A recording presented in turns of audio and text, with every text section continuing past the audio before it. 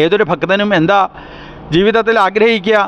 ഭഗവാനെ മനസ്സിലേക്ക് ധ്യാനിച്ചുകൊണ്ട് ഭഗവാനെ കണ്ടുകൊണ്ട് ഈ ലോകത്തുനിന്ന് യാത്രയാവാൻ സാധിക്കണേ എന്നാണ് ഭക്തന്മാരൊക്കെ ഭഗവാനോട് ഇതാ പ്രാർത്ഥിക്കുക.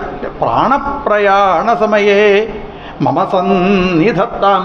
പ്രാണന് ശരീരത്തിൽ നിന്ന് യാത്രയാവുമ്പോൾ ഭഗവാനെ അങ്ങയുടെ രൂപത്തിനെ ഒന്ന് ഓർക്കാൻ സാധിക്കണേ, അങ്ങയുടെ രൂപം ഓർത്തുകൊണ്ട് ഈ ലോകത്തുനിന്ന് യാത്രയാവണേ എന്ന് ഭക്തന്മാർ ഭഗവാനോട് ഇതാ പ്രാർത്ഥിക്കും. എന്നാ ഭഗവാൻ ഈ ലോകത്തുനിന്ന് ശരീരത്തിനെ ഉപേക്ഷിക്കുമ്പോൾ ഭഗവാൻ ആരെയാ ഓർത്തത്? വിതുരൻ അത്ഭുതമാവുന്നു അത്രേ. ഹേ ഉദ്ധവ, എനിക്ക് വേണ്ട കാര്യങ്ങളൊക്കെ പറഞ്ഞു തരാൻ വേണ്ടി മൈത്രേയ മഹർഷിയെ ഏൽപ്പിച്ചിട്ടല്ലേ ഭഗവാനും ഈ ലോകത്തുനിന്നതാ യാത്രയായത്?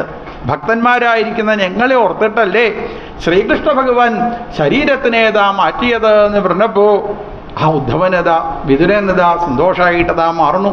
ഭഗവാന്റെ പാതുകകളെ ഒന്നും കൂടി എനിക്ക് കാണണമെന്ന് ആഗ്രഹമുണ്ട് എന്ന് പറഞ്ഞപ്പോൾ ഉദ്ധവൻ ഭഗവാന്റെ ആ പാതുകകൾ പട്ടിൽ നിന്ന് തുറന്ന് വിതുരനതാ കാണിച്ചു കൊടുക്കണം.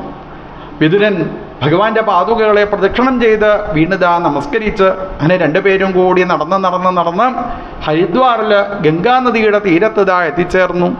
ഉദ്ധവൻ നേരെ ഹിമാലയ പർവ്വതത്തിന് മുകളിലേക്ക് യാത്രയാവണു. ഇപ്പോൾ വിതുര മഹാശയൻ മൈത്രേയ മഹർഷിയുടെ ആശ്രമത്തിലതായെത്തി. അവിടെ ഇരുന്ന് ആദ്യം തന്നെ ചോദ്യമാണ് ചോദിക്കുന്നത്. സുഖായ കർമാണി കരോതി ലോക നദയ സുഖം വാ അന്യതുപാരമം വാ വിന്ദേത ഭൂയസ്തത ഏവ ദുഃഖം യതത്ര യുകൃതം ഭഗവാൻ വദേന്ന. എൻ്റെ സംശയങ്ങളെ മൈത്രേയ മഹർഷി അങ്ങത ദൂരീകരിച്ച് തരണേ. സുഖായ കർമാണി കരോതി ലോക. ആളുകളൊക്കെ സുഖം കിട്ടണം എന്ന് വിചാരിച്ചിട്ടാണ് കർമ്മം ചെയ്യുന്നത്. എന്നിട്ട് അവർക്ക് ജീവിതത്തിൽ സുഖം കിട്ടണുണ്ടോ? സുഖം കിട്ടണില്ല എന്ന് മാത്രമല്ല, നതയ്യ സുഖം വാ അന്യത് ഉപാരമം വാ. സുഖം കിട്ടണില്ല എന്ന് മാത്രമല്ല, അവർക്ക് ജീവിതത്തിൽ ദുഃഖം മാത്രമാണ് ഉണ്ടാവുന്നത്. എന്താ ഇതിനുള്ളതായിരിക്കുന്ന കാരണം? അങ്ങതാ എന്നോടൊന്ന് പറഞ്ഞു തരണേ എന്ന് പറഞ്ഞപ്പോൾ സുഖം കിട്ടണമെന്നുണ്ടെങ്കിൽ എന്ത് വേണം? സുഖമുള്ള സ്ഥലത്ത് പോയി ചോദിച്ചു കഴിഞ്ഞാലല്ലേ സുഖം കിട്ടുള്ളൂ അല്ലേ? സുഖം എവിടെയായിരിക്കണത്? സുഖം ഭഗവാനിൽ മാത്രമാണ് ഇരിക്കണത്. സുഖം അസ്യ ആത്മനഃ രൂപം എന്ന് പറയും. സുഖം എവിടെയായിരിക്കണത്? അവനവൻ്റെ ഉള്ളിൽ തന്നെയാണ് സുഖം ഇരിക്കുന്നത്. മറ്റൊരാളാണ് തൻ്റെ സുഖത്തിന് കാരണമെന്ന് വെറുതെ നമ്മളിതാ വിചാരിക്കുക. തെറ്റിദ്ധാരണയാണ്. ഒരിക്കലും ഭാര്യയല്ല സുഖത്തിന് കാരണം, ഭർത്താവല്ല സുഖത്തിന് കാരണം, കുട്ടികളല്ല, തൻ്റെ വീടല്ല, തൻ്റെ മാനേജരല്ല, തന്നോട് ബന്ധപ്പെട്ടതായിരിക്കുന്ന ആരുമല്ല തൻ്റെ സുഖത്തിൻ്റെ കാരണം. ആരാണ്? അവരവർ ചെയ്തതായിരിക്കുന്ന ധർമ്മപ്രവൃത്തിയാണ് അല്ലേ, പുണ്യപ്രവൃത്തിയാണ് തനിക്കിതാ സുഖത്തിനെ തരുന്നതും ദുഃഖത്തിനെ തരുന്നത് പാപപ്രവൃത്തികളാണ്. താൻ ചെയ്ത പാപപ്രവൃത്തികളാണ് തൻ്റെ പിന്നാലെ ഇങ്ങനെ ഓരോ ദുഃഖമായിട്ട് വരുന്നത്. ഇവിടെ ഒരടി ഒരാൾക്ക് കിട്ടണമെന്ന് വെച്ചാൽ ഒരിക്കലും അടിച്ചവനല്ല കാരണക്കാരൻ. പിന്നെയോ അടി കിട്ടാൻ വേണ്ടി നമ്മൾ ഈ ജന്മത്തിലോ കഴിഞ്ഞ ജന്മത്തിലോ ഒക്കെ എന്തെങ്കിലും പാപകർമ്മങ്ങൾ ചെയ്തിട്ടുണ്ടായിരിക്കും. അതുകൊണ്ട് മറ്റൊരാളാണ് സുഖത്തിന് കാരണമെന്ന് നമ്മൾ വെറുതെ വിചാരിക്കുകയാണ്. എന്ത് വേണം? സാക്ഷാൽ ഭഗവാനെ ഉപാസിക്കുക. അറിഞ്ഞോ അറിയാതെയോ ഏതെങ്കിലും തരത്തിലുള്ള പാപകർമ്മങ്ങൾ ചെയ്തിട്ടുണ്ട് വെച്ചാൽ ആ പാപകർമ്മങ്ങളെ ഇല്ലാതാക്കി തീർക്കുകയാണ് വേണ്ടത്. എങ്ങനെയാ പാപകർമ്മങ്ങളെ ഇല്ലാതാക്കുക? യകർണനാടിം പുരുഷസ്യയാതോ ഭവപ്രദാം ഗേഹരതിം ചിനത്തി.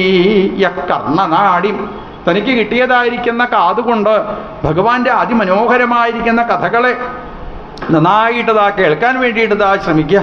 ഭഗവാനെ ഉപാസിക്കാൻ വേണ്ടിയിട്ടതാ ശ്രമിക്കുക. വ്യാസമുഖാദഭീക്ഷണം. സാക്ഷാൽ വേദവ്യാസ മഹർഷി ഭഗവാനെ പറ്റിയിട്ടുള്ള അനവധി കീർത്തനങ്ങളടങ്ങിയ അനവധി പുരാണങ്ങൾ നിർമ്മിച്ചിട്ടുണ്ട്. അങ്ങനെയുള്ള ഭഗവാന്റെ കഥകളെ കാതുകൊണ്ട് നന്നായിട്ട് കേൾക്കാൻ ആർക്കാണോ സാധിക്കുന്നത് അവർക്കാണ് ജീവിതത്തിൽ സുഖം ഉണ്ടാവുന്നത്. അതൃപ്നുമക്ഷുള്ള സുഖാവഹാനം തേഷാമൃതേ കൃഷ്ണകഥാമൃതൗഘാൽ. കൃഷ്ണകഥാമൃതൗഘാൽ സാക്ഷാൽ ഭഗവാന്റെ കൃഷ്ണ അമൃത കഥകളുടെ മുന്നിലേക്ക് എത്തിച്ചേരാൻ വേണ്ടിയിട്ട് ശ്രമിക്കൂ. എന്നാലോ ഭവപ്രദം ഗേഹരതിം ചിനത്തി. തൻ്റെ ഗേഹത്തിലേക്കും ദേഹത്തിലേക്കും ഉള്ളതായിരിക്കുന്ന ശ്രദ്ധയെ അവർക്ക് കുറച്ച് ആ ഭഗവാന്റെ അടുത്തേക്ക് എത്തിച്ചേരാനായിട്ട് സാധിക്കണു. ഹരേ പദാനുസ്മൃതി നിർവൃതസ്യ സമസ്ത ദുഃഖാത്യയമാശുധത്തെ. ഭഗവാന്റെ കഥകളുടെ മുന്നിലേക്കാണ് നമ്മൾ എത്തിച്ചേരുന്നത് എന്നുണ്ടെങ്കിൽ തൻ്റെ ജീവിതത്തിലേക്ക് കയറി വരുന്നതായ സമസ്ത ദുഃഖങ്ങളെയും ആ ഭഗവാനത ഇല്ലാതാക്കി തീർക്കുന്നു. അതുകൊണ്ട് എന്ത് വേണം? ഗ്രാമ്യ സുഖാനുവാദേ, ഈ ഗ്രാമ്യ കഥകളുടെ പിന്നാലെ ഓടിപ്പോവാതെ, ഈ ശരീരത്തിൻ്റെ ഇഷ്ടത്തിനനുസരിച്ച് ലോകത്തിലൂടെ ഓടിപ്പോവാതെ നമുക്ക് എന്നും സുഖത്തിനെ പ്രദാനം ചെയ്യുന്ന ഭഗവാന്റെ കഥകളുടെ പിന്നാലത ഓടിപ്പോവാൻ വേണ്ടിയിട്ട് ശ്രമിക്കൂ. അതല്ലാതെ ആയുർവൃഥ വാദഗതി സ്മൃതീനാം, ആയു വൃഥ വാദഗതി സ്മൃതീനാം, ഈ ലോകത്തിലെ ഓരോ കാര്യങ്ങളെയും പറ്റി ഇങ്ങനെ പറഞ്ഞ് തൻ്റെ ആയുസ്സിനെ വെറുതെ കളയാനായിട്ടതാ പാടില്ല.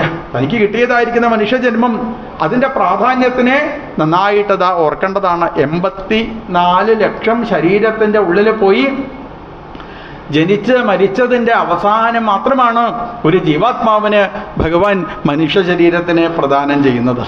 84 ലക്ഷം ശരീരത്തിൻ്റെ ഉള്ളിൽ പോയി ജനിച്ച് മരിക്കുക എന്ന് പറഞ്ഞു കഴിഞ്ഞാലോ എത്ര കാലമായി നമ്മളിങ്ങനെ ഈ ലോകത്തിലൂടെ അല്ലേ? പയ്യ, ഈച്ച, പൂച്ച, പുലി, പച്ചപ്പയ്യു തൊട്ടു പല മാതിരിയുള്ള ജന്മം. അനവധി ജീവജാലങ്ങളായി ഉണ്ടാവില്ലേ? നമ്മൾ കാട്ടിലൂടെ നമ്മൾ നരിയായിട്ട് നടന്നുണ്ടാവില്ലേ? പുലിയായിട്ട് നടന്നുണ്ടാവില്ലേ? അല്ലേ? സിംഹമായിട്ട് നടന്നുണ്ടാവില്ലേ? നമ്മൾ കഴിഞ്ഞ ജന്മത്തിലൊക്കെ നമ്മൾ ആരായിരുന്നു എന്ന് ആർക്കും പറയാനായിട്ട് പറ്റില്ല. ചിലപ്പോൾ ഈ ജന്മത്തിലെ സ്വഭാവം കണ്ടാൽ മനസ്സിലാവും. ജന്മത്തിലെ സ്വഭാവം അല്ലേ? ചേച്ചാ ഇന്ന് തന്നെ പോയി നോക്കുക. ഇന്ന് തന്നെ കണ്ണാടിയിൽ എങ്ങനെ പോയി നോക്കുമ്പോൾ നല്ല കൂർത്ത പല്ലൊക്കെയാണ് വിചാരിക്കുക. അപ്പോൾ കഴിഞ്ഞ ജന്മത്തിൽ അങ്ങനത്തെ ഏതെങ്കിലും ശരീരത്തിലായിരിക്കും നമ്മളിതാ പൊഹിരുന്നുണ്ടാവുക. ഇങ്ങനെ അനവധി ശരീരത്തിൻ്റെ ഉള്ളിൽ എല്ലാ ശരീരത്തിലും കുറേ കാലമൊന്നും നിൽക്കില്ല, കുറച്ച് കാലേ ഉണ്ടാവുള്ളൂ. ഇങ്ങനെ അനവധി ശരീരത്തിൻ്റെ ഉള്ളിൽ പോയി ജനിച്ച് മരിച്ചതിൻ്റെ അവസാനത്തിൽ മാത്രം കിട്ടുന്നതായിരിക്കുന്ന ഈ മനുഷ്യ ശരീരം, ആ മനുഷ്യ ശരീരത്തിന് എത്ര പ്രാധാന്യം ഉണ്ടാവും. അതും ഓരോരോ ദിവസവും നമ്മൾ ഓരോരോ നിമിഷവും നമ്മൾ വെറുതെ ആക്കിയതാ പാഴാക്കിയതാ കൊണ്ടുപോകണു. അല്ലേ? ഒരാളിങ്ങനെ നടന്നു പോകുമ്പോൾ അയാൾക്കൊരു ചെറിയ കിഴി കിട്ടി. ഇത്ര 4 ഭാഗത്തേക്ക് നോക്കി ആരുമില്ല എന്ന് ഉറപ്പായി. മെല്ലെ നേരെ കുഞ്ഞെടുക്കാൻ വയ്യ, ആരെങ്കിലും വരുന്നുണ്ടോ നോക്കണ്ട. ഇയാൾ മെല്ലെ താഴ്ത്തുന്ന ആ കിഴിയും കിട്ടും.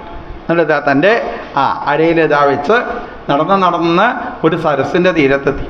ആ സരസിൻ്റെ തീരത്ത് ഒരു കല്ലിൻ്റെ മുകളിൽ ഇരുന്ന് 2 കാലും അങ്ങോട്ടും ഇങ്ങോട്ടും നീട്ടിവെച്ച് കല്ലിൻ്റെ മുകളിൽ ഇരുന്ന് ഇങ്ങനെ സരസിലേക്ക് നോക്കി ഓരോ മനോരാജ്യം വിചാരിച്ച് ഇങ്ങനെ ഇരിക്കുമ്പോൾ ആ സരസിൽ കൂടെ ഇങ്ങനെ ഒരു തവള ഇങ്ങനെ പോണത് കണ്ടു. അത്രയും തവളേനെ കണ്ടപ്പോൾ ഇയാൾക്ക് നല്ല സന്തോഷം.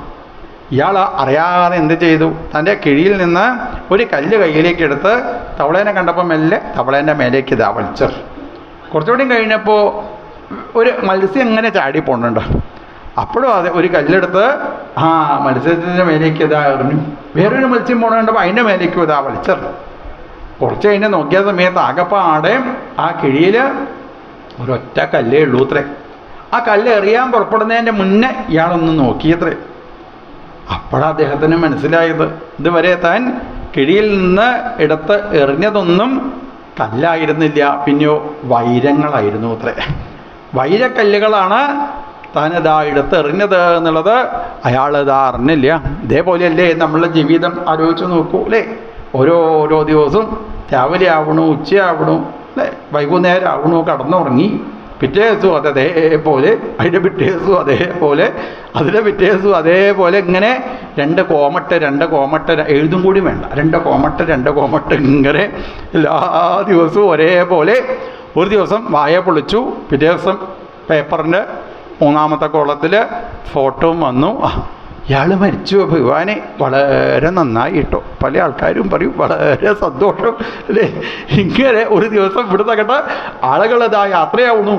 അതുകൊണ്ട് കിട്ടിയതായിരിക്കുന്ന ഈ നല്ല ശരീരം കൊണ്ട് ആയു വൃഥാ വാദഗതി സ്മൃതീനാം, ഈ വാദഗതികളെ പറഞ്ഞുകൊണ്ട് ഈ ലോകത്തിലെ ഓരോരോ കാര്യങ്ങളെയും പറഞ്ഞുകൊണ്ട് ആയുസ്സിനെ വെറുതെ ഇല്ലാതാക്കാനായിട്ടതാ പാടില്ല. കിട്ടിയതായിരിക്കുന്ന ശരീരം കൊണ്ട് എന്ത് വേണം? അധികം ബലം എന്ന് പറയും. ഭഗവാനെ ഉപാസിക്കാൻ വേണ്ടിയിട്ടതാ ശ്രമിക്കൂ, ഭഗവാന്റെ തിരുനാമം ജപിക്കാൻ വേണ്ടിയിട്ടതാ ശ്രമിക്കൂ. ഒരു ദിവസം എഴുന്നേറ്റ് ഒരു പ്രാവശ്യം വിഷ്ണു സഹസ്രനാമം ജപിക്കുന്നുണ്ടോ അത്രത്തോളം ഗുണം. ഒരു പ്രാവശ്യം കൂടി വിഷ്ണു സഹസ്രനാമം ജപിക്കാൻ സാധിച്ചു കഴിഞ്ഞാൽ അത്രത്തോളം ഗുണം. അല്ലേ? ആർക്കെങ്കിലും എന്തെങ്കിലും ഒരു നല്ല കാര്യം പറഞ്ഞു കൊടുക്കാൻ സാധിക്കുന്നുണ്ടോ അത് അത്രത്തോളം ബലം. അധികം ഫലം എന്നതാ പറയും. ഇങ്ങനെ പുണ്യപ്രവർത്തികൾ ചെയ്തുകൊണ്ട് സമസ്ത ദുഃഖാത്യയമാശുദ്ധത്തെ തൻ്റെ ജീവിതത്തിലേക്ക് കയറി വരുന്നതായ ദുഃഖത്തിന് കാരണമായിരിക്കുന്ന പാപകർമ്മങ്ങളെ ഇല്ലാതാക്കൂ. ദുഃഖത്തിന് എന്താ കാരണം? താൻ ചെയ്തതായിരിക്കുന്ന പാപകർമ്മങ്ങളാണ് അല്ലേ?